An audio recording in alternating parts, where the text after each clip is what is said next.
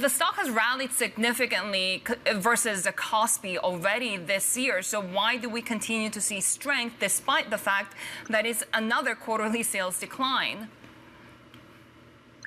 Good morning, Sherry. So even though Samsung posted another quarterly sales decline, the operating profit for the third quarter represents slight increase from the previous 2 quarters.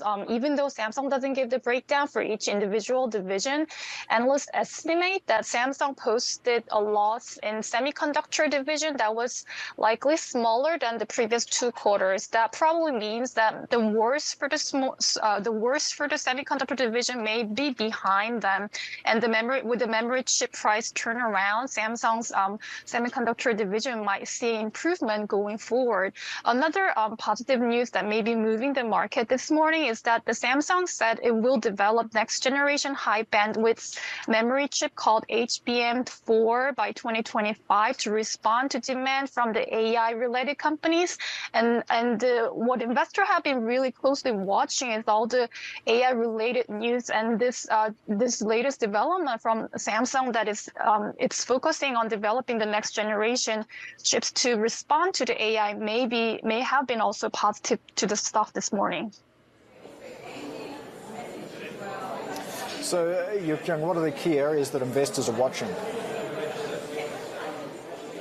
So what investors are watching, and they will likely ask during the earnings conference call later this month, is that Samsung's response to the ongoing AI boom. The company's share has been losing so far this month before this morning, compared with SK Hynix, which is its key rival, because there were perceptions that the company was falling behind its key rival SK Hynix in terms of responding to the demand from the companies like NVIDIA.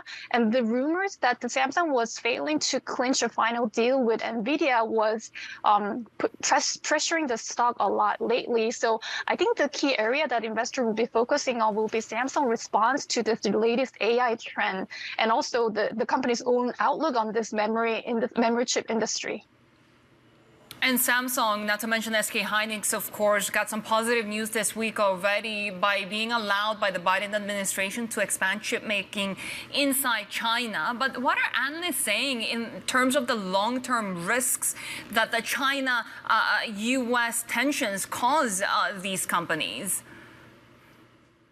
So this news over the weekend, which happened during the holiday in South Korea, was something very, very positive for investors. There were the news flow that Samsung and SK Hynix will likely get a waiver from the U.S. to get chip equipment to produce chips in China.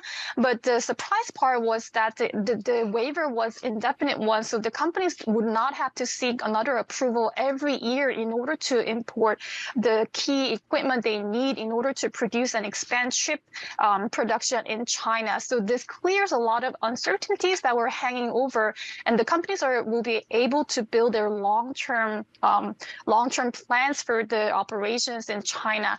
However, it still remains to be seen whether the companies will heavily invest their chip operations in China because of this lingering risk between the U.S. and China tensions.